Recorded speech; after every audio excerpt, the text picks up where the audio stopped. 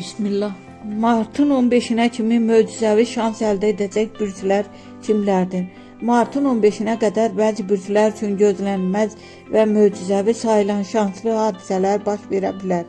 Astrologiyaya görə bu günlərdə ulduzların ən çox dəstək verdiyi bürclər bunlardır. 1. Şir. Gözlənilməz pul və ya qazanc xəbəri ala bilər. İş və ya şəxsi planlarda ani uğur mümkündür. Boğa. Maliyyə və iş sahəsində böyük şans qapısı açıla bilər. Uzun müddət gözlədiyi bir məsələ müsbət nəticələnə bilər. Əqrəb.